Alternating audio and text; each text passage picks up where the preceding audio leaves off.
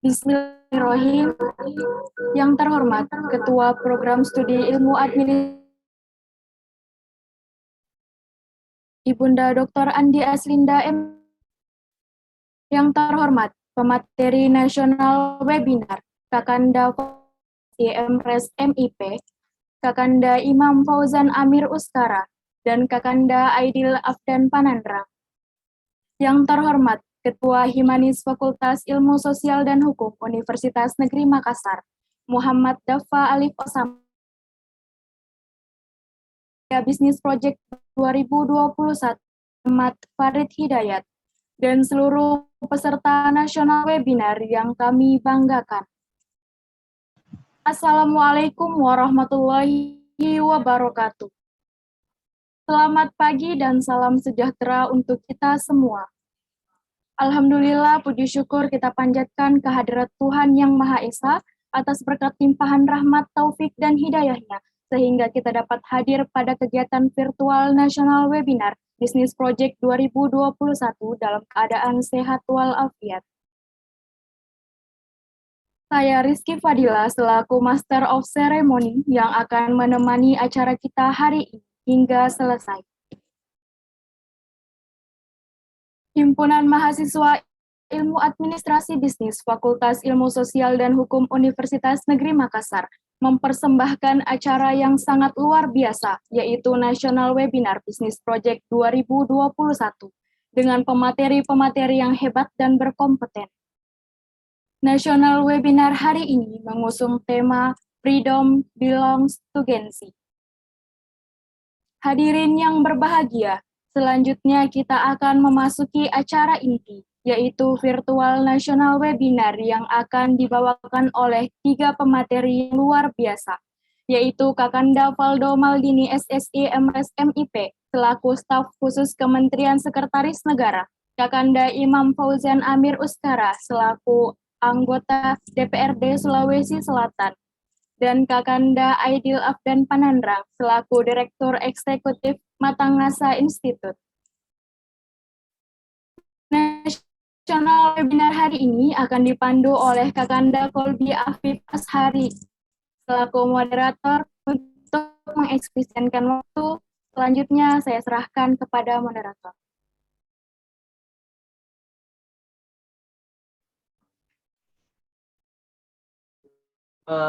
Baik, terima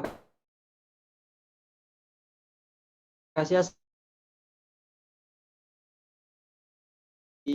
Mungkin di tengah-tengah kesibukan Anda semua untuk tentunya menimba ilmu, para menyempatkan hadir di tengah-tengah kesibukan pemateri untuk atau perspektif pada kali ini, di mana dari tema utama kita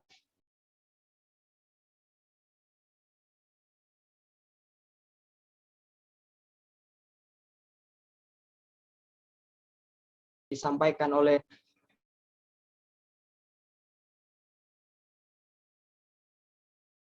expert di bidang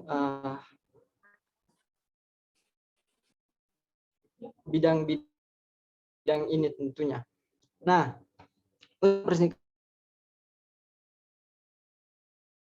kali ini kita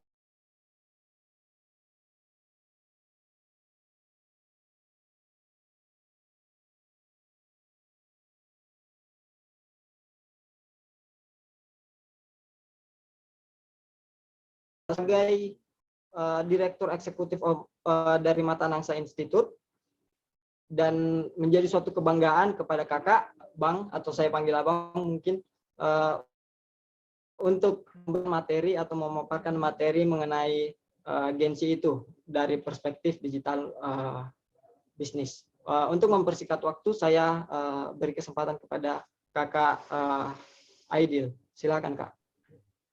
Ya, suara saya kedengaran dengan jelas, teman-teman? Cek. 1, 2, 3. Pak Moderator, suara saya jelas? Jelas, Kak. Jelas, Kak.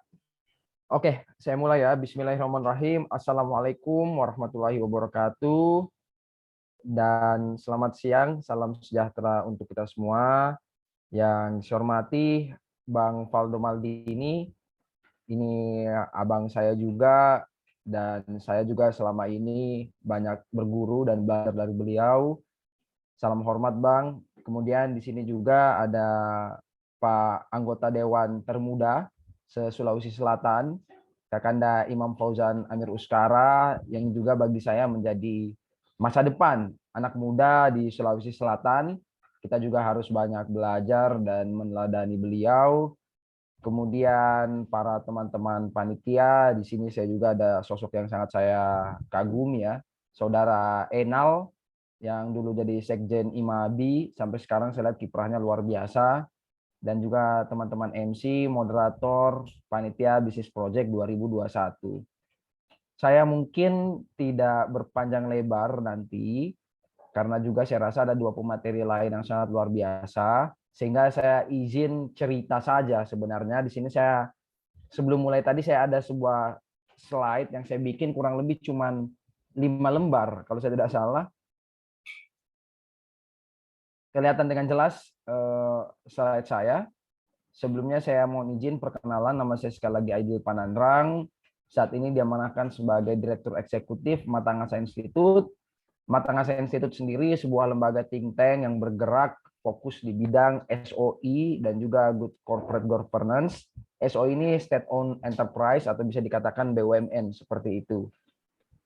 Nah, karena kita berbicara tentang Gen Z dan digital business, saya ingin awali dengan sebuah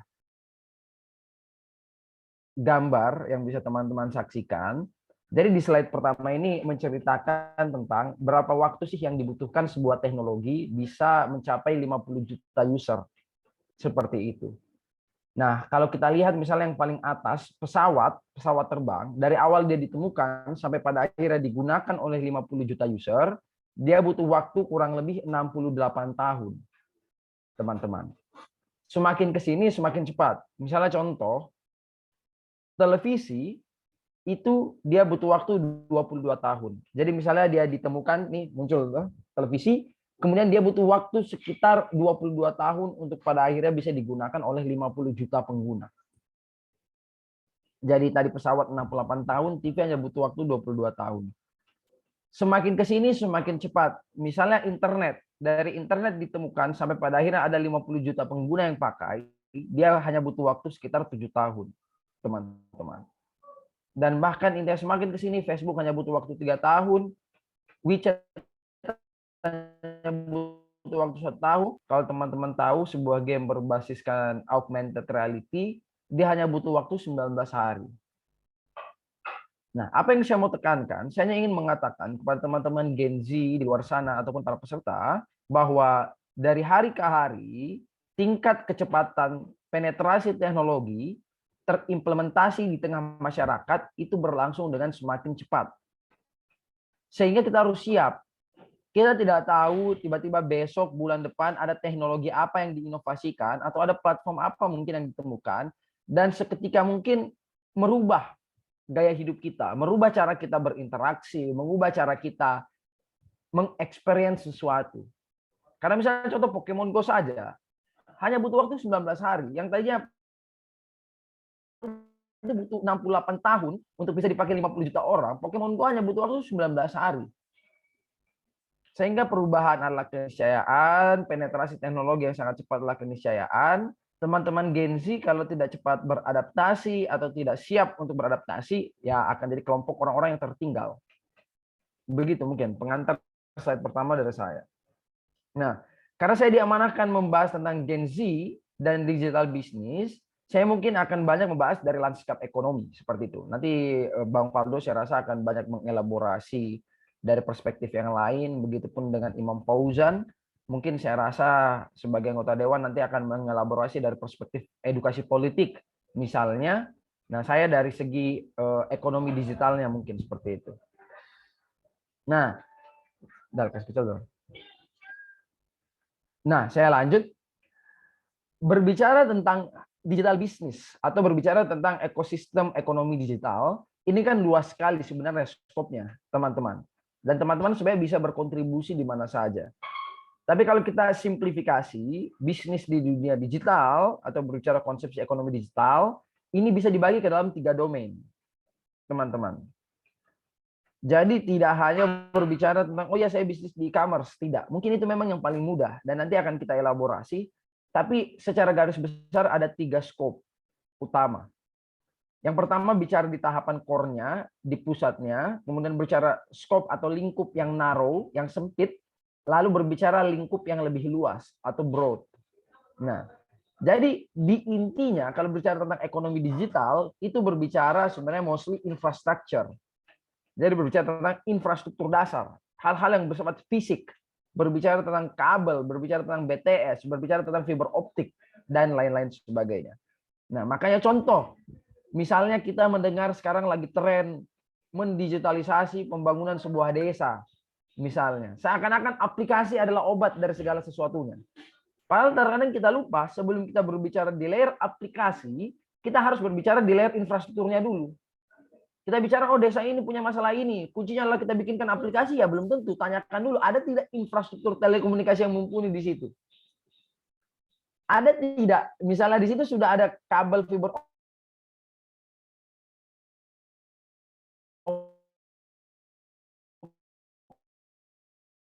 optiknya nggak, atau ya melihat kita terkadang memakai ukuran kita hidup di kota, misalnya nih teman-teman bisa ikut Zoom dan lain-lain, kita seakan-akan solusi yang ditawarkan di kota ini bisa langsung diimplementasikan di desa misalnya.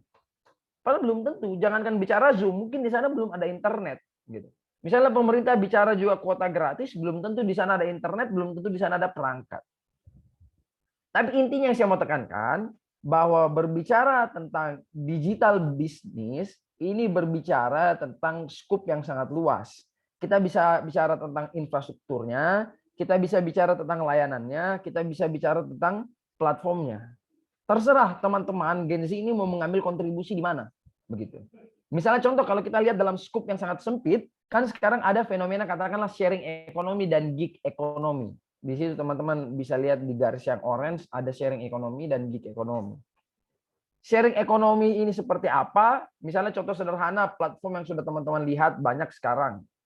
Startup atau unicorn, misalnya kita pakai ride hailing platform seperti itu. Jadi orang sudah tidak perlu punya rumah, dia mau tinggal, dia bisa sewa rumah begitu. Bahkan ada orang punya rumah, dia tidak mau sewakan rumahnya, cuman kamarnya yang kosong, itu bisa dijadikan bisnis juga.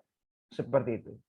Ada juga tren sekarang katakanlah gig ekonomi. Gig ekonomi ini yang kayak gimana? Gig ekonomi ini ketika dia intinya berbanding terbalik dengan pekerjaan-pekerjaan yang bersifat konvensional. Jadi kalau zaman dulu orang berbicara tentang dia kerja ini permanen di satu perusahaan, gig ekonomi ini lebih kepada sistem freelance. Atau bahasa mungkin ada juga yang bilang outsourcing misalnya di level yang lain. Nah, jadi tidak ada keterikatan masuk kerja sesuai fungsi terus selesai keluar begitu. Nah, jadi ini intinya yang menjadi skup tentang digital ekonomi. Nah, silakan teman-teman lihat, telaah ya teman-teman mau berkontribusi di mana. Nah, bahkan kalau kita buat jauh lebih spesifik lagi, ada 4 variabel, ada 4 domain kalau berbicara tentang ekonomi digital sebenarnya teman-teman. Jadi bisa berbicara tentang bisnis modelnya, bisa kita berbicara tentang key defining trends-nya atau tren yang menentukannya, kita bisa berbicara juga tentang emerging teknologi atau teknologi yang lagi dikembangkan, dan bisa juga bicara tentang enabler-nya atau apa sih yang membuat ini semua mungkin.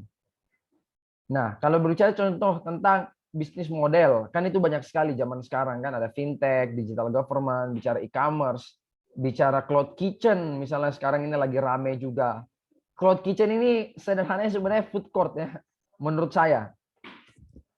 Hemat saya cloud kitchen ini food court, tapi tidak ada layanan makan di tempat gitu. Jadi misalnya teman-teman punya ruko nih, ya teman-teman bagi langsung jadi 10 petak, langsung disewakan ke 10 tenan, ya tinggal tunggu Gojek atau Grab datang mengambil pesanan. Begitu. Ada juga ride hailing misalnya kayak GoRide atau naik Grab gitu. Ada juga streaming konten bicara tentang Netflix dan kawan-kawan. Nah, kalau berbicara tentang trennya apa? Ya, satu dominance of digital business model. Jadi yang menentukan zaman sekarang adalah bisnis modelnya seperti apa. Seperti itu. Bisa juga bicara tentang from services to experiences. Jadi yang tadinya berbicara tentang layanan semata, sekarang bicara tentang pengalaman. Begitu. Nah, kalau bicara tentang emerging teknologi, ini yang membuat itu semua apa? Teknologi yang lagi dikembangkan zaman sekarang, mulai dari 5G, IoT, sistem cloud, AI dan lain-lain. Ada juga AR atau VR, augmented reality atau virtual reality yang lagi ramai dibahas sekarang tentang metaverse. Ini kan semua landasan emerging teknologinya yang di sebelah kanan kalau teman-teman lihat. Nah, yang di bawah key enabler-nya, kunci yang menjadi apa sih yang membuat ini semua mungkin? Begitu. Bicara tentang digital skill, data, infrastruktur, dan juga regulasi. Seperti itu. Nah, jadi kalau bicara domain digital ekonomi, ya 4 domain ini, sekali lagi saya tekankan, teman-teman mau mengambil kontribusi atau mau bisnis itu di mananya. Begitu.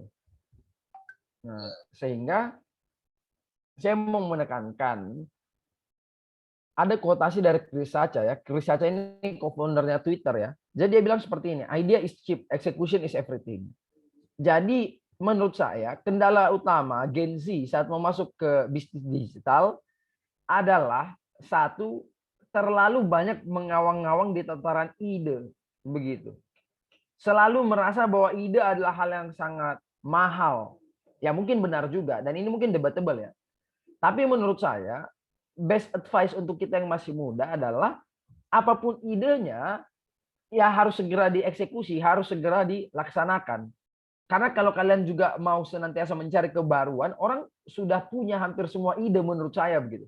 Teman-teman bilang, oh saya punya ide startup gini-gini.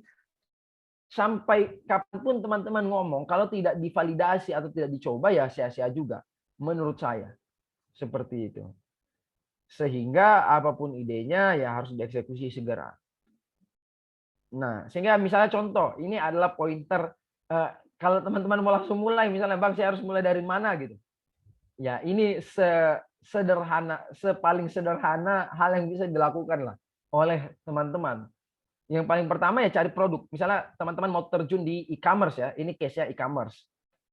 Ya, teman-teman cari aja produknya apa.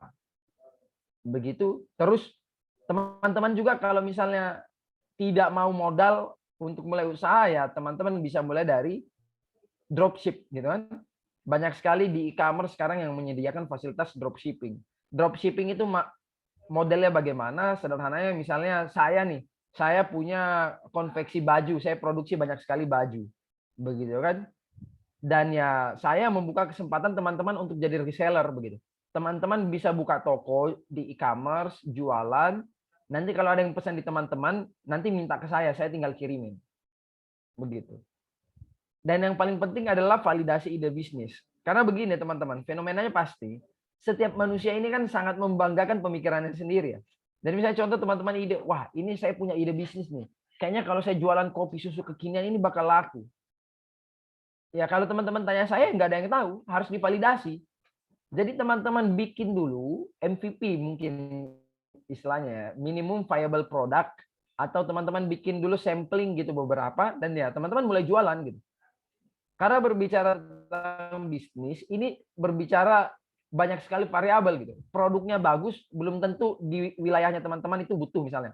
Atau produknya bagus misalnya strategi marketingnya juga harus bagus. Percuma produk bagus kalau tidak terkomunikasikan dengan baik ke orang-orang. Atau misalnya teman-teman punya strategi marketing yang bagus tapi ternyata produknya jelek. Begitu.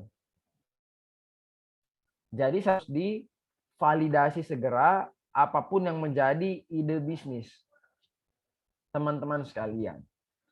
Nah, sehingga mungkin slide saya sebenarnya cuma itu. Nah, saya ingin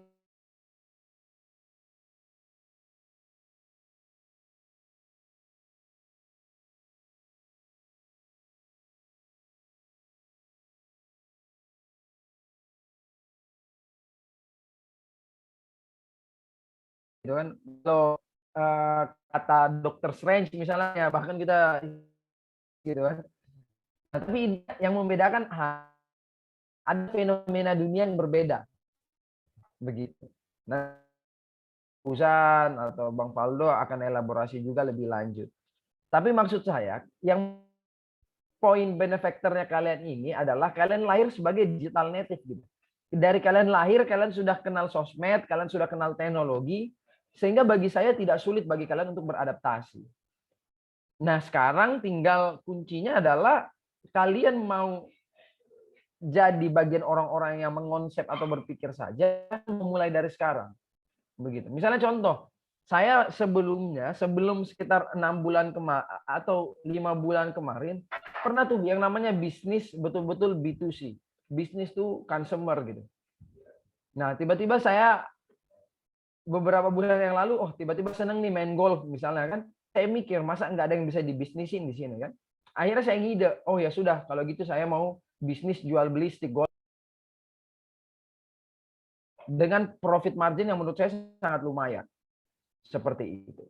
Nah, tapi apakah teman-teman yang mau mulai bisnis juga harus begitu? Harus langsung punya investor apa dan lain? Menurut saya tidak. Karena saya mulai pun dapat saya katakan tanpa modal juga gitu.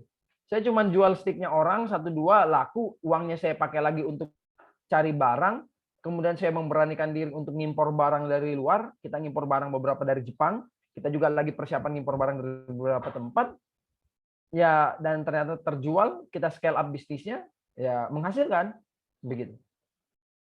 Tapi intinya teman-teman dengar saya ngomong ini tidak akan ngaruh kalau teman-teman tidak melakukan sendiri, begitu. Jadi kalau saya boleh simplifikasi, saya sangat sederhanakan, kuncinya adalah silahkan teman-teman cari, misalnya kalau teman-teman mau masuk di e-commerce ya, mana gitu kan, penghasil gula aren misalnya kan, atau penghasil kacang gitu kan, ya sudah teman-teman lakukan packaging yang bagus, teman-teman aktivasi sosial media dengan bagus, teman-teman foto dengan bagus, masukin di e-commerce, masukin di sosmed, ya mulai jualan gitu. Dan bagi saya juga tidak ada keberhasilan yang instan. Ya, teman-teman harus mengalami masa-masa nggak ada yang beli masih sedikit. Tapi percayalah kalau di situ teman-teman konsisten, ya akan membuahkan hasil juga pada waktunya.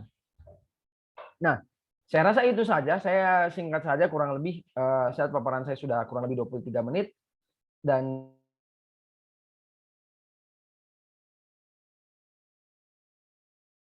saya rasa di googling aja sebenarnya. Saya dan pembicara yang lain mungkin hadir di sini hanya untuk menstimulus lah, atau mengingatkan kembali supaya teman-teman jadi lebih semangat untuk berbuat di luar sana. Sekian dari saya, mungkin yakinkan dengan iman, usahakan dengan ilmu, sampaikan dengan amal. Billahi taufiq wal hidayah. Wassalamualaikum warahmatullahi wabarakatuh.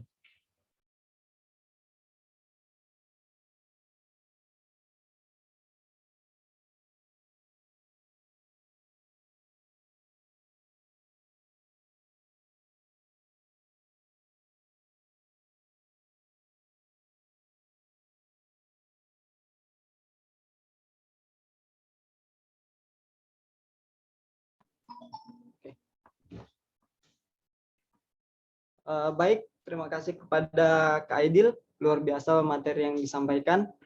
Jadi kita para Gen Z ini lebih bagaimana kita untuk konsisten dan mempunyai kepekaan terhadap zaman sekarang, dan saya rasa ini merupakan ilmu yang sangat bermanfaat bagi kita semua, para teman-teman yang tentunya menjadi kaum Gen Z tersebut. Nah, mungkin untuk mempersingkat waktu, kita langsung saja juga memaparkan atau memberikan kesempatan kepada Kak Faldo Maldini, di mana beliau adalah merupakan staf khusus dari Mensesnek, dan juga merupakan politisi muda yang cukup berpengalaman lah di dunia politik di Indonesia. Nah, untuk selanjutnya materi yang akan disampaikan berupa peran Gen Z dalam mewujudkan Indonesia bebas berekspresi. Untuk mempersingkat waktu, saya langsung memberikan kesempatan kepada Kak Faldo. Silakan Kak Faldo. Ya semuanya, halo, assalamualaikum warahmatullahi wabarakatuh.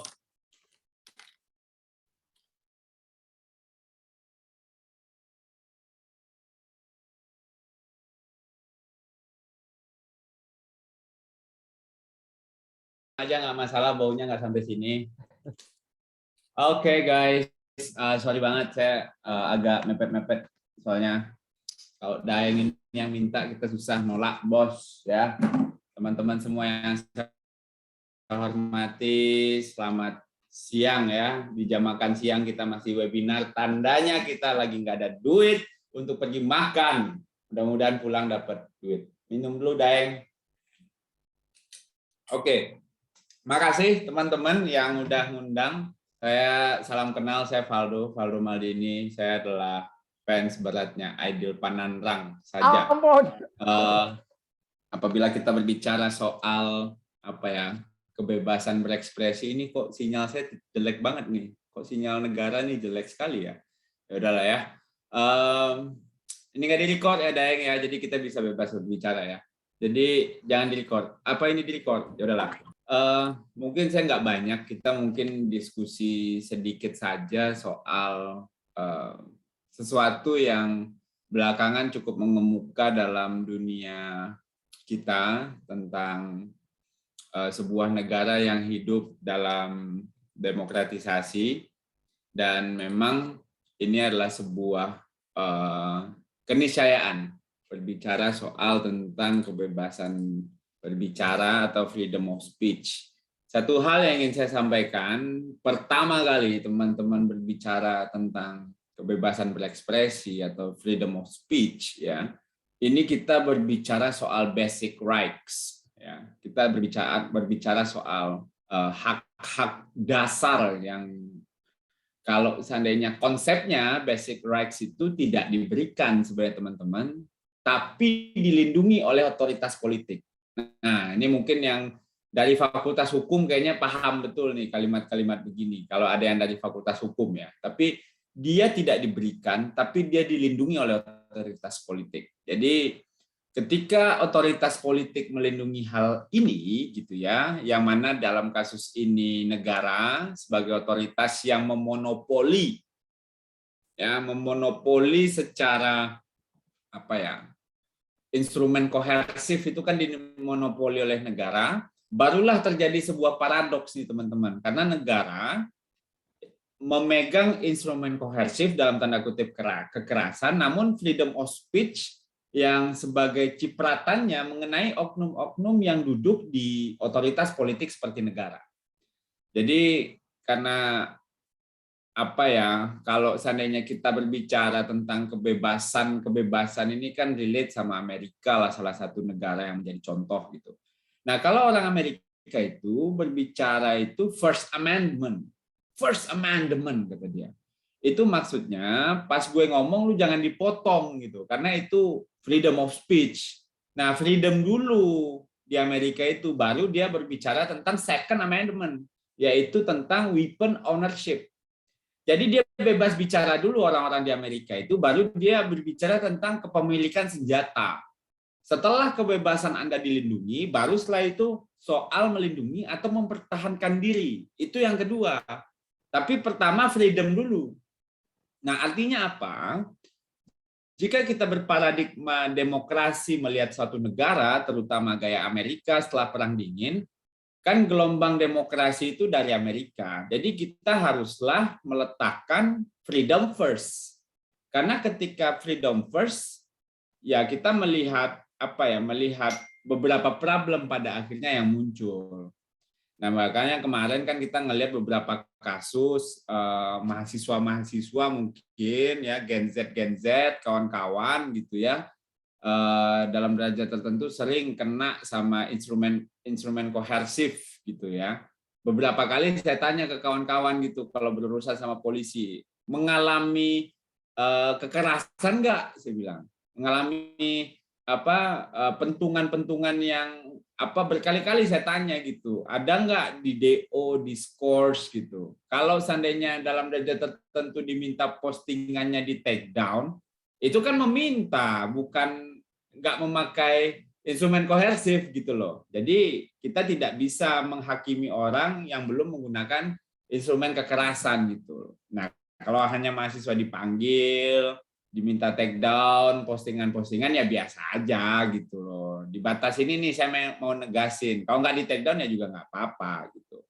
Nah jadi memang ketika institusi negara kita semakin berumur gitu ya, dia akan menemui banyak krisis, yang krisisnya pun berkembang seiring usia negara tersebut.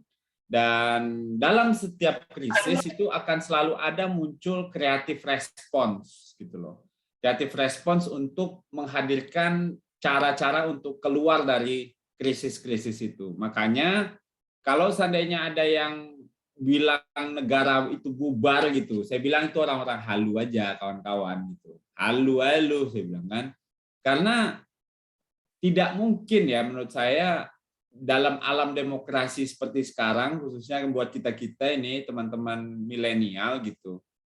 Karena ketika terjadi deadlock gitu, ketidaksepakatan atas satu hal, itu pasti akan selalu keluar cara-cara kreatif untuk mencari jalan keluarnya. Jadi nggak ada deadlock yang nggak selesai di negara-negara yang makin berumur seperti Indonesia salah satunya teman-teman gitu. Dulu kan di awal reformasi Indonesia ini bermasalah sama KKN, misalnya korupsi, muncul KPK sebagai respon kreatifnya. Kita masalah dengan undang-undang, muncul Mahkamah Konstitusi sebagai respon kreatifnya gitu loh. Dan sekarang marilah kita gunakan instrumen dan mekanisme-mekanisme yang ada gitu. Jangan dikit-dikit teman-teman berpikir, oh dilarang, di Republik ini dilarang gitu. Lu aja yang skillnya kurang, kalau bahasa saya begitu ya. Kalau skillnya jago mah lewat aja bro, Daeng, nggak ada dipanggil-panggil kalau punya skill. Makanya kita harus memperkuat skill gitu loh ya. Jadinya kita membangun respon kreatif atas permasalahan bertahun-tahun di Republik ini untuk membangun negara kita, untuk membangun demokrasi kita gitu. Nah jadi dalam derajat tertentu menurut saya gitu. Negara ini nanti pada akhirnya akan semakin elastis kawan-kawan gitu. Seiring berkembangnya zaman. Ya, media baru, sosial media mungkin kan dulu kan mungkin nggak ada diperbincangkan jadi kajian gitu. Nah, sekarang itu jadi kajian gitu. Dan dinamika negara yang semakin berkembang dengan zaman yang terus berkembang ini akan membuat negara kita makin lentur kalau menurut saya gitu.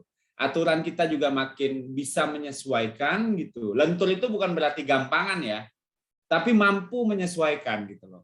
Nah jadi memang pada dasarnya kadang-kadang kalau seandainya kawan-kawan punya keresahan gitu terhadap kondisi zaman, ya menurut saya negara sudah menyiapkan cara-cara untuk escape gitu. Nah tinggal kita aja untuk mampu menggunakan itu, mau kita di dalam mau kita di luar. Nah gitu juga nih saya bilang, mau kita di dalam mau kita anti mau kita pro ya, jadinya ya tetap baik-baik aja. Jadi yang paling penting teman-teman menurutku jangan gampang gampang sedih gitu loh. Kuatkan skill teman-teman, insya Allah teman-teman akan selamat menggunakan metode-metode dalam berkomunikasi di era yang maju seperti sekarang.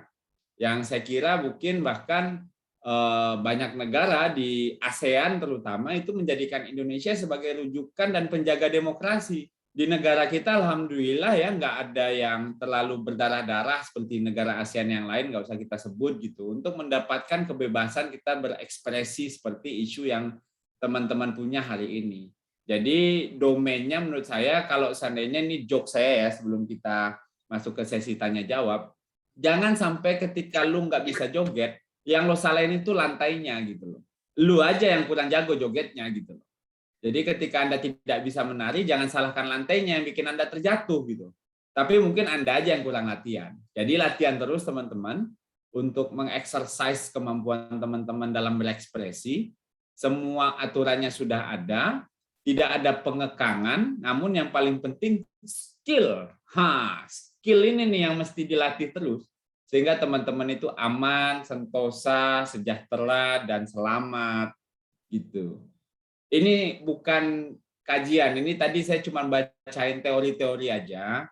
Untuk praktiknya, Daeng lebih jago. Aidil Pananrang Al-Sulap Al-Makassar ini.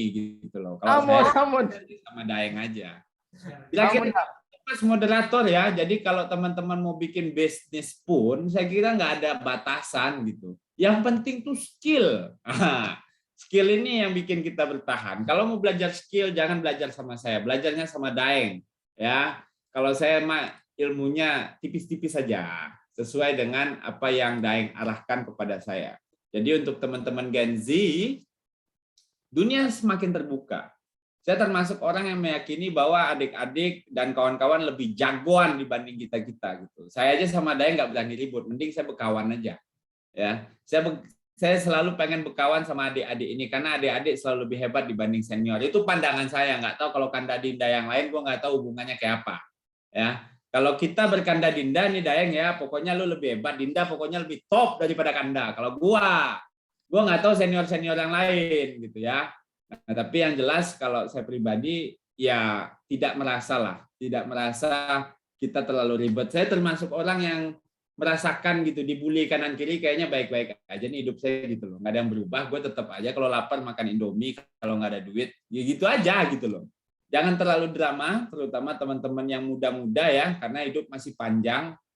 Jangan terlalu mendramatisir sesuatu yang sebenarnya karena kita nggak mampu kita nyalain orang. Nah, kurang-kurangin lah itu, nyalain orang tuh. Memang kita aja kurang skill. Jadi kalau kita kurang skill, latihan yang banyak. Itu guys, kalau mau pelatihan skill-skill, cari aja lembaga pelatihan yang ke gua. Gua nggak bisa memotivasi. Gua bisa memaki-maki aja. Ya kira-kira begitu. Saya kembalikan ke moderator. Kita tanya jawab aja yang banyak, bro. Thank you. Baik, luar biasa sekali Kak. Jadi tips dari Kak Valdo, ya kita sebagai Gen Z itu lebih banyak sadar diri dan memperbanyak skill untuk berekspresi. Nah, langsung saja kita masuk ke sesi tanya jawab, mungkin kepada setiap peserta untuk memberikan bentuk tanda untuk memberikan pertanyaan, dan saya akan bacakan kepada setiap pemateri. Nah, ini untuk saudara Nal. Silakan, mungkin apa pertanyaannya untuk kedua materi dan kepada siapa pertanyaannya akan ditujukan. Silakan.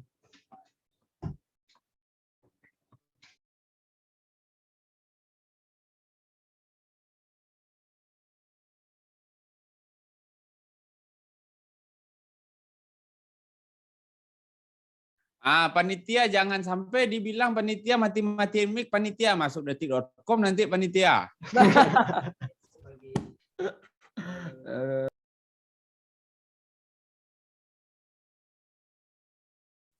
Itu Sinal itu jangan sampai nanti kayak di DPR pula dia masuk ke detik.com, panitia tolong. Halo. Oi. Ya moderator. Silakan Ya, moderator. panitia mungkin bisa memberikan kesempatan ke saudara Nal. Ya. Mic-nya udah dinyalain, nggak kayak di DPR, mic-nya dimatiin mulu. Nanti judulnya saat sesi Valdo Maldini berlangsung, mic peserta tidak diperkenankan bertanya. Dimatikan. Langsung naik ke detik.com. Siap. Selamat siang Bang Valdo. Siang bro, udah makan belum? Belum. Bilang ke nomor WA Daeng nomor rekening tuh. Dari sisa jual ntar. steak golok.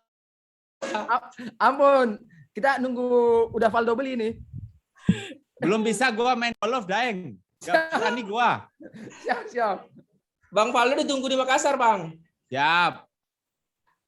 Anak-anak Makassar tuh pada kangen sama Bang Valdo. Ya pasti gua dibully pasti. Nggak apa-apa lanjut. Enggak lah. Ya nih Bang, aku mau nanya nih. Ya sejujurnya dari dulu tuh aku ngefans banget sih sama Bang Valdo.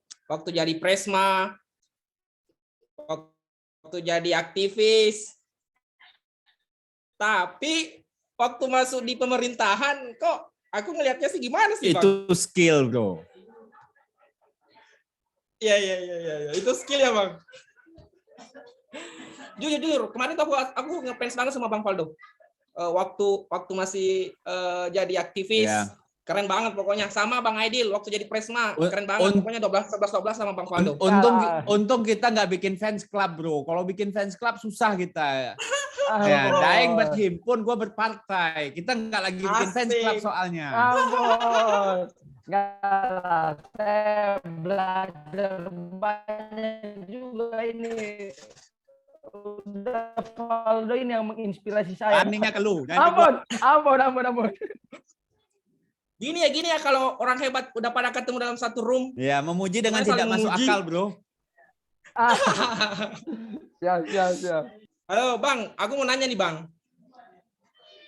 Ini aku mau nanya Bang Ya, Valdo ya, sama ya. Bang Aidil. Ya. Tadi aku sampaikan atau aku tuh ngefans banget sama Bang Valdo.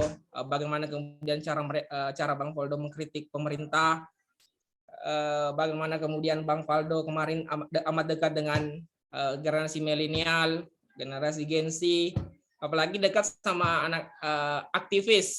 Cuma Bang Valdo belum pernah ke Makassar sih, belum pernah ketemu sama aktivis di Makassar. Kayaknya kangen tuh Bang. Ya, boleh, bro.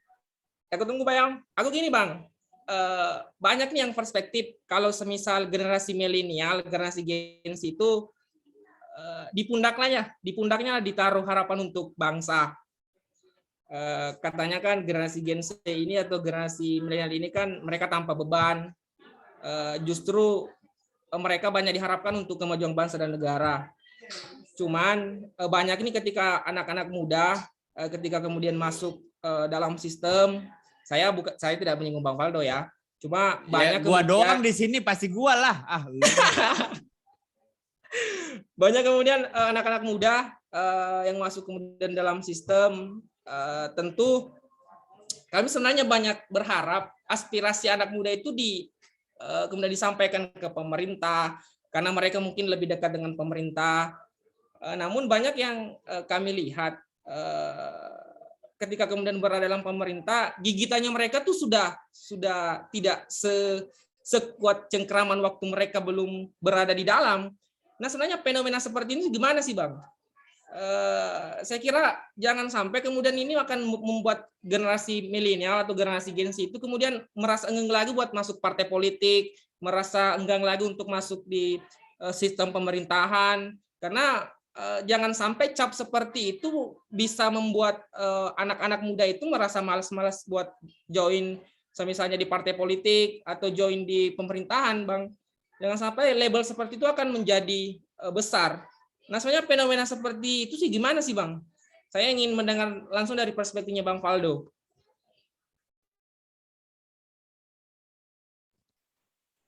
Ya gimana ya moderator? Saya aja moderator, Daeng yang jawab deh kok kayak gini. Bisa mungkin Kak, udah dulu lah. bagi perspektif dari Nanti mungkin Daeng ngasih perspektif juga ya, jangan saya doang biar objektif. Jadi pertanyaannya untuk kedua pemateri. Iya dong, enak aja Daeng duduk biar aja biar dia. biar adil. Iya, jangan sampai dia duduk aja. Dia bagian rezim juga tuh sekarang. Ampun. Ya. Oke Kak, mungkin langsung Kak Valdo bisa jelaskan, baru kita pindah ke Kak Aidil. Ya, jadi kalau saya sih simple aja gitu. Karena yang paling penting kan kita itu pada akhirnya kan ujung dari kita punya game ya. Ujung dari kita punya game itu kan menjadi bagian dari negara yang dalam tanda kutip menyelesaikan apa yang menjadi keresahan kita. Ya kan? Ya jujur aja gitu. Kadang-kadang saya juga kita nggak bisa nyalahin ya. Kita nggak bisa nyalahin bahwa setiap orang punya prioritas beda-beda gitu. Saya merasa saya cukup beruntung bisa tetap bertahan politik, Mas, gitu loh. Maksud saya nggak banyak ya Daeng ya dari kita itu yang tetap bertahan di politik gitu. Daeng mungkin tahu lah gitu. Banyak teman-teman atau kawan-kawan seperjuangan dulu yang mungkin nggak beruntung, Mas, gitu. Nggak beruntung tuh dalam artian tantangan kita setelah hidup di pasca kampus itu macam-macam. Ada mungkin yang beruntung orang tuanya berkecukupan gitu. Ada yang mungkin beruntung dia bisa lanjut sekolah lagi ya Daeng, atau mungkin ada yang dimodalin bisnis gitu. Mungkin ada yang beruntung bisa tetap berbudaya gitu kan, bikin kajian-kajian kiri gitu. Pokoknya negara ini salah mulu gitu, tanpa memikirkan bahwa hidup ini butuh biaya kontrakan atau kosan bulanan yang tidak akan ditanggung lagi setelah kita lulus gitu loh. Itu realita. Itu realita politik, realita kita dalam kehidupan ya. Belum lagi nanti udah nampak pula pacar yang mau dinikahi gitu. Karena makin kompleks nih gitu kan, karena harga susu sama harga popok itu mahal. Bukan berarti kita harus harus melunturkan idealisme kalau menurut saya. Justru kita akan bertemu dengan realitas yang mungkin ketika di kampus kita itu nggak ketemu itu gitu loh, karena kita masih mahasiswa, kita dianggap bebas nilai, kita dianggap tidak bermasalah dalam tanda kutip, dan kita dianggap mungkin punya kebebasan secara keberpihakan gitu loh. Nah, dalam situasi yang tidak ideal, disinilah kita harus menjalani seni ini, Mas. Menurut saya, kawan-kawan gitu, karena ketika teman-teman udah lulus dari kampus nanti, teman-teman nggak bisa salah lagi gitu loh. Karena kalau ketika di kampus teman-teman salah tuh nggak masalah. Karena teman-teman masih dianggap masih mahasiswa. Oh ya masih mahasiswa gitu, nggak apa-apa gitu.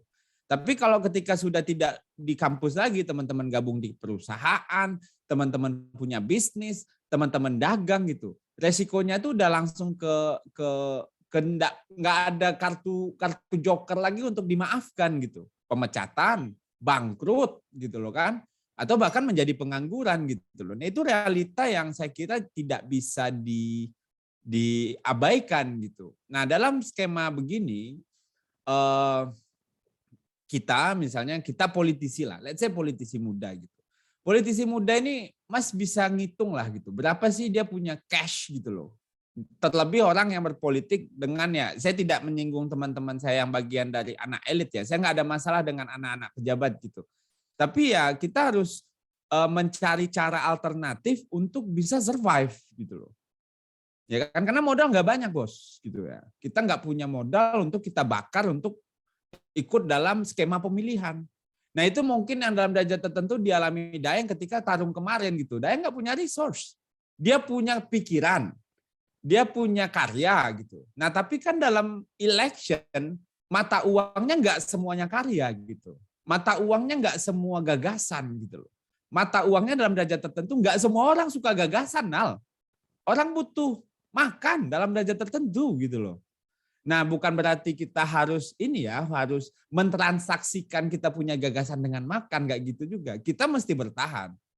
Nah, skema bertahan ini mungkin dalam derajat tertentu itu dipahami mungkin salah gitu loh. Ketika gabung sama pemerintah, dianggap kita menyerahkan diri kita. Enggak juga. Gue mah di pemerintah gue ngelawan aja gitu loh. Apa yang lo tuduh-tuduh ya gue lawan gitu loh.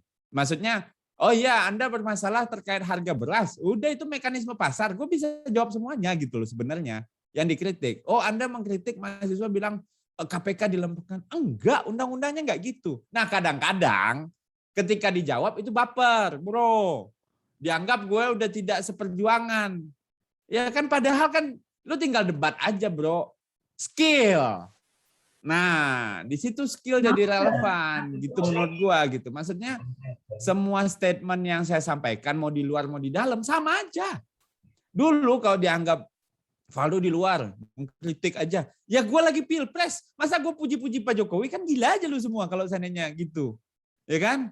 Tapi kan kalau seandainya pilpres sudah selesai, kontestasi gagasan sudah selesai, Pak Prabowo sudah gabung, saya juga pindah dari PAN ke PSI misalnya. Ya kan gak lucu bro, lu gimana sih gitu loh. Ya masa, ya lu berharap gue mengkritik bagian dari koalisi itu kan gak fair gitu loh. Nah tugasnya ya udah menjaga gitu loh. Nah, jadi dalam skema ini skemanya udah beda. Kita udah berada di universe yang lain nih. Nah, ya mungkin teman-teman sebagian udah merasakan mungkin untuk yang sudah lulus kuliah gitu ya. Ya Daeng ya. Ya skema bertahan ini yang sedang dicari oleh Daeng, dicari oleh saya gitu. Dicari mungkin oleh Kak Arif gitu. Dicari oleh teman-teman yang lain untuk bisa survive gitu loh. Karena resource kita mungkin ya terbatas, Mas. Kecuali gue punya unlimited duit nih, lain lagi gamenya gitu loh. Kita kan aktivis-aktivis kayak kita nih bisa diukur lah gitu. Berapa punya capital ya Daeng ya. Kita nggak punya keberkahan banyak gitu, tapi ya kita harus terus berjalan. Nah kita termasuk beruntung, saya kira aku sama Daeng cukup beruntung bisa tetap berbudaya gitu loh. Nah, berbudaya itu dalam artian tetap bisa menyampaikan pikiran, gagasan, kenegaraan gitu. Jadi ya teman-teman mungkin boleh nggak suka secara personal sama saya gitu.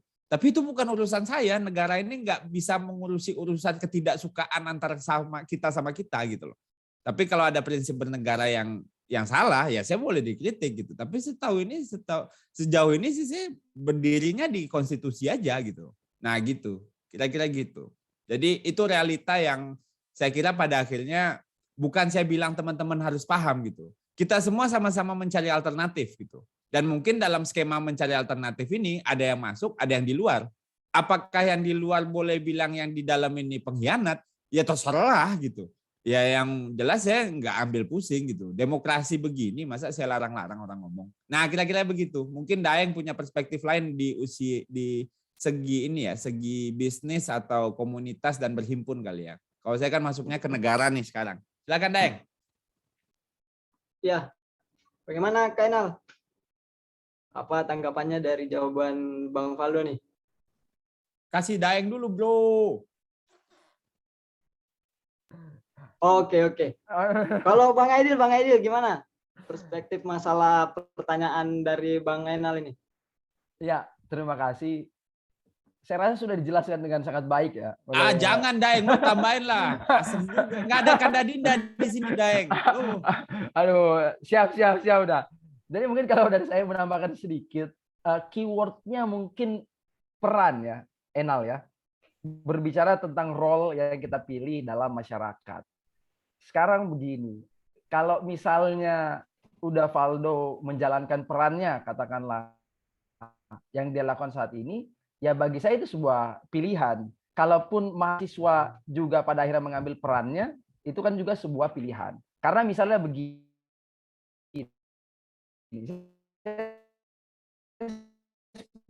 dengan udah Valdo ketika berkata, ya kalau memang ada satu hal yang kita tidak senangi, ya kita debat aja, kita sampai bumbu karena posisi dan karena ibaratnya juga permainan sepak bola, ya ini pilihan apakah kita mau menjadi bagian dari tim yang bertanding ataukah kita menjadi penonton di tribun begitu. Kalau misalnya dia memilih untuk menjadi bagian dari tim, ya tidak ada pilihan lain selain memenangkan tim di mana dia bermain. Begitu kan menjadi tidak masuk akal tiba-tiba di tengah-tengah pertandingan tiba-tiba dia mikir gitu kan, aduh apakah saya harus mencetak gol ke sana, kan enggak juga. Dihitungnya on goal Daeng, gol bunuh diri. Dihitung gol tapi buat lawan. Itu ya gol bunuh diri kan. Nah, makanya bagi saya misalnya contoh teman-teman mahasiswa juga ya saya sepakat keyword realistis, ya coba teman-teman proyeksikan begitu. Apakah akan selamanya juga teman-teman bisa berada di jalur yang teman-teman kehendaki. Karena contoh sederhananya seperti ini bagi saya. Kalau berbicara dalam term pro-re menjadi oposan, katakanlah sekarang tiba-tiba memegang legitimasi kekuasaan, dia akan betul-betul sempurna juga kan bagi saya tidak juga begitu. Dan saya yakin juga orang dalam pemerintahan sekarang, kalaupun dia di luar pemerintahan, apakah juga lantas akan diam? Ya tidak mungkin juga. Jadi bagi saya ini tidak ada hal yang perlu dipersoalkan, dibawa perasaan. Ini hanya berbicara tentang peran aja.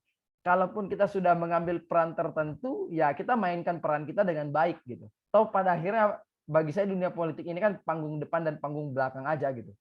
Di panggung depan kita mempertahankan tim yang kita perjuangkan seperti apa, toh di panggung belakang kita semua nggak ada masalah sebenarnya. Toh saya yakin juga tokoh yang kalian rasa sangat bertentangan, saya yakin mereka berkawan dengan baik juga. Seperti itu mungkin tambahan sedikit dari saya, Enal. Wah, mantap nih Daeng nih. Dunia depan, dunia belakang gamenya dia. Siap. Habis diantam nomor rekening sama Bang. Udah, itu cek WA, itu nomor rekening saya udah saya kirim. Siap Daeng. Nanti, siap. Nanti ada orang GoPay, Daeng GoPay. Siap. Bentar, kok ini kok ada yang ngirim nasi padang tiba-tiba depan. Bentar udah ya, saya ngambil dulu. Jangan-jangan tuh tukang bakso, Daeng. Siap, ya kira-kira begitu, Nal. Jangan disalahartikan bahwa kita nggak idealis gitu. Karena menurut saya tambahan dikit ya, Daeng tetap Daeng gitu. Ya. Aidil tetap Aidil yang dulu sebagai ketua BEM, presiden BEM Telkom gitu loh. Ya. Yang kita hormati bersama gitu loh. Tokoh Makassar yang berjuang di Jakarta seperti Kak Arif gitu loh. Dan skema perjuangan ini dalam derajat tertentu ya dia tetap main gitu. Namun ya dia nggak bisa lagi dong make-make dia ketua BEM Telkom gitu. Saya juga nggak bisa lagi make-make BEM UI lagi gitu loh. Karena gamenya udah beda gitu loh. Ya pada akhirnya kita juga harus siap disalahpahami gitu oleh orang-orang. Kami pun nggak pernah baper juga, Boro. Ya, karena kalau kita baper nggak jalan nih negara, bubar aja kita semua. Nah, kira-kira begitu. Betul. Ya, betul, dalam betul. artian yang di luar kita tetap respect gitu. Dan yang di parpol saya sangat respect sekali gitu loh. Karena berpartai di usia muda atau berbisnis di usia muda, tantangannya bukan hanya uang gitu loh, tapi mental gitu. Nah, mental ini yang dalam derajat tertentu harus teman-teman siapin gitu. Teman-teman, kalau selama-lamanya teman-teman punya ketakutan, teman-teman apa-apa nggak berani gitu, ya kita nggak maju-maju, bro. Ya kan? Kita nggak maju-maju, kita nggak berkembang-berkembang, dan orang udah lari kencang-kencang gitu. Kita ketinggalan, brother, sister. Ya kan? Kalau kita ketinggalan, ya resikonya teman-teman bisa teriak-teriak terus, tapi orang tetap jadi gitu loh. Itu masalahnya gitu loh. Dan dunia ini tidak cukup ramah untuk orang-orang yang kerjanya mengumpat aja, saya lihat gitu loh. Jadi ya kita harus apa ya? Embrace yourself gitu loh. Hadapi gitu loh. Kalau dalam berbisnis butuh cash gitu. Ya kita harus ngedeal sama cash. Butuh power ke politik, ya kita harus ngedeal sama politik gitu loh. Butuh power dalam ini, ya kita harus ngedeal. Dan tapi kalau nggak sesuai sama value, kita balik kanan. Gitu loh. Itu yang paling penting. Ya saya juga termasuk orang yang pernah balik kanan kan di partai saya yang lama gitu loh. Ya kira-kira gitu loh. Nah, kira-kira gitu guys. Wah, luar biasa sekali nih jawaban dari para pemateri. Secara garis besar saya melihat bahwa dari kedua pemateri ini menunjukkan bahwa kita sebagai manusia itu harus beradaptasi pada setiap situasi, di mana pada saat mahasiswa kita mungkin mendapatkan ada faktor yang tidak kita dapatkan di situasi sekarang yang seperti dijalani oleh Kak Aidil dan Kak Faldo. Maka dari itu untuk survive di situasi tersebut kita harus beradaptasi dan sadar akan peran apa yang kita laksanakan. Mungkin Kak Enal, bagaimana Kak Enal?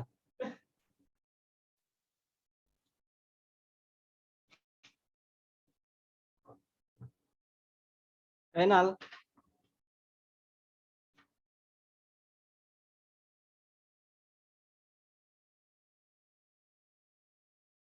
Oh, oke. Untuk peserta yang lain mungkin ada pertanyaan kepada pemateri kita kali ini. Saya persilakan untuk menunjukkan diri di kolom komentar.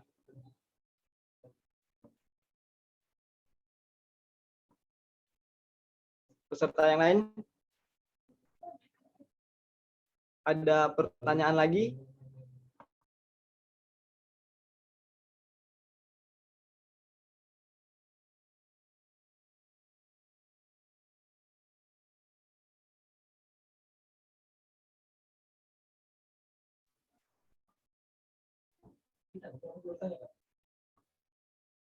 Kepada peserta, para Gen Z,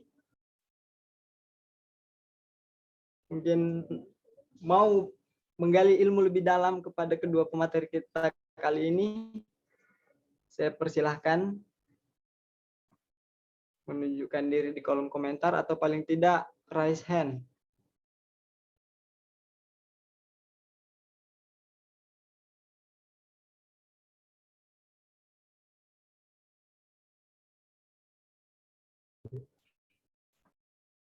Gimana nih, kita kasih kembali kesempatan ke Kak Enal untuk bertanya atau ada peserta lain nih yang mau mengajukan pertanyaan?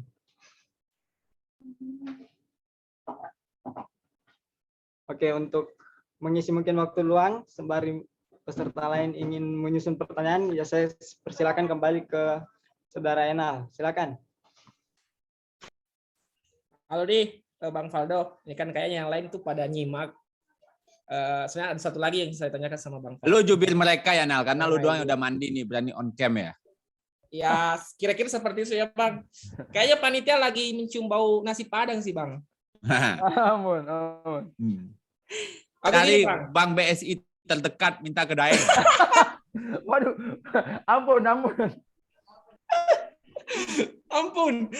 Aku mau nanya nih sama Bang Faldo sama Bang Aidil. Ini kan generasi Gen Z ini kan banyak sih sekarang yang ngeritik apapun lah. Dia biasanya kan ngeritiknya ada yang parlemen jalanan, ada juga yang mengkritiknya lewat sosial media. Namun tadi Bang Faldo sih sampaikan kalau dalam sistem kalau di situ jangan baperan. Ya gitu kan. Cuman ini kan kita banyak nih fenomena yang terjadi di Indonesia. Banyak nih yang anak-anak Gen Z, anak-anak milenial, ketika mereka berani berkritik, itu mereka pada dibungkam, Bang. Malahan ada yang dilaporkan, ada sampai mungkin dipidanakan. Di Makassar kemarin itu banyak kasus, Bang. Waktu misalnya Omnibus Law banyak kemudian sampai ditahan 3 bulan. Itu kan terjadi hampir di seluruh kota itu terjadi. Nah, ini kan bisa jadi menjadi pemicu para buat Gen Z atau generasi milenial itu pada enggak ngelani buat ngeritik kekuasaan, ngeritik apapun yang sifatnya untuk kemajuan bernegara. Ya mungkin Bang Faldo kalau misalnya dikritik ya enjoy aja kan. Tapi ada sebuah fenomena yang menurut saya itu bisa membuat anak-anak muda generasi milenial itu bisa tidak lagi peduli dengan pemerintah. Soalnya ketika mereka mengkritik, ya mereka mungkin dibungkam, mereka mungkin dipolisikan, dipidanakan, dan kita melihat fenomena itu sangat luar biasa terjadi di Indonesia, Bang. Nah, kira-kira dalam perspektif Bang Faldo dan Bang Aidil, itu kira-kira seperti apa sih? Apakah memang fenomena seperti ini lazim, ataukah mungkin karena bentuk dari konstruksi kekuasaan seperti itu gimana sih? Ya mungkin pasti Bang Faldo punya perspektif sendiri ketika misalnya Bang Faldo jadi mahasiswa, terus sekarang mungkin bagian daripada pemerintah. Nah mungkin Mbak Deli bisa melihat itu dari sisi luar dari kekuasaan, mungkin seperti itu, Bang.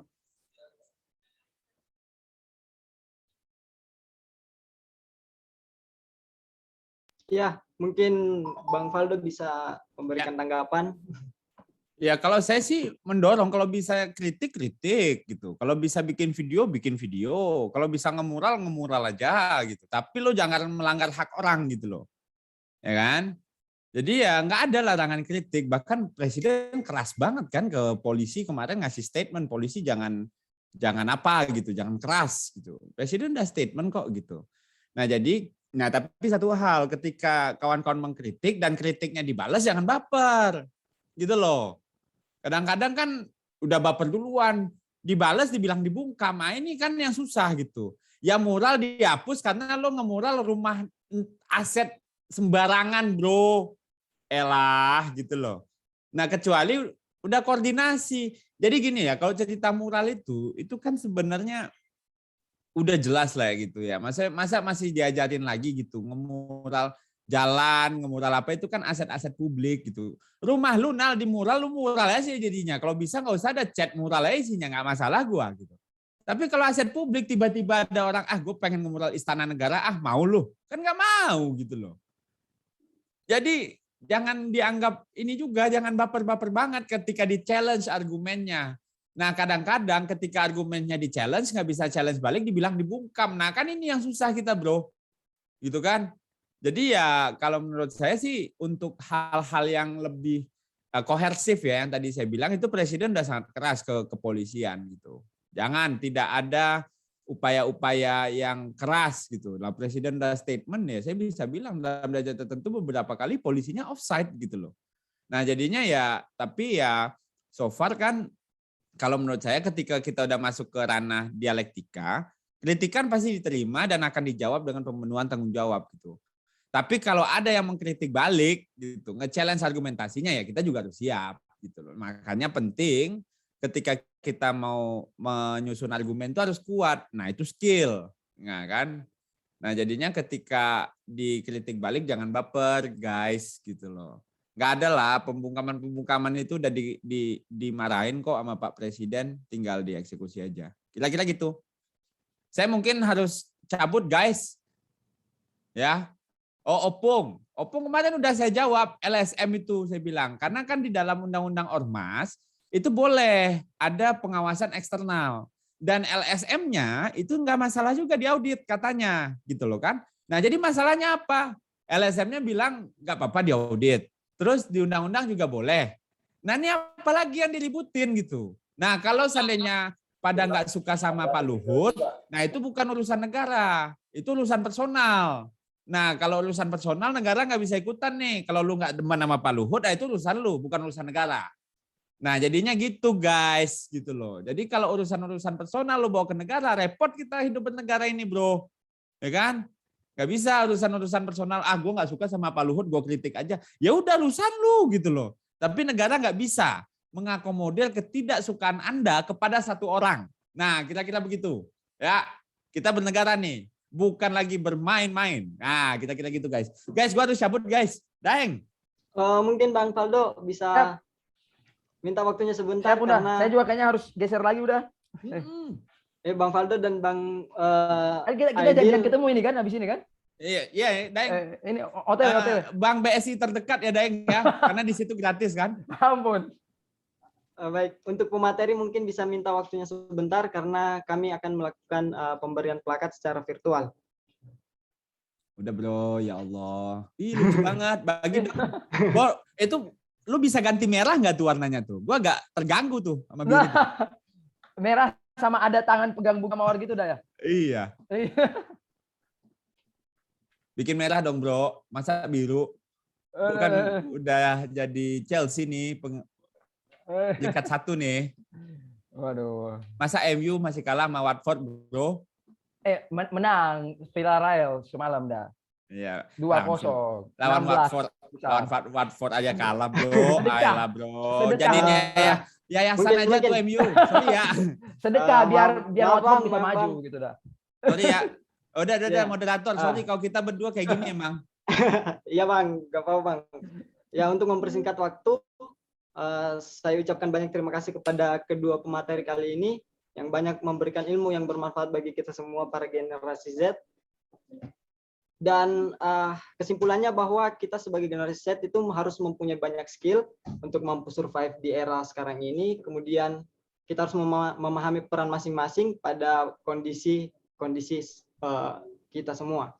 Nah, mungkin cukup sekian dari saya dan saya akan kembalikan kepada MC. Silakan MC. Baik, itulah tadi rangkaian acara kita hari ini. Kami segenap panitia mengucapkan terima kasih banyak kepada para pemateri, Bapak Ibu dosen, moderator, dan juga para peserta yang telah mengikuti nasional webinar, mulai dari seri 1 hingga seri 5 hari ini. Mohon maaf apabila ada kesalahan, saya akhiri dengan ucapan Alhamdulillahirrabbilalamin. Wassalamualaikum warahmatullahi wabarakatuh.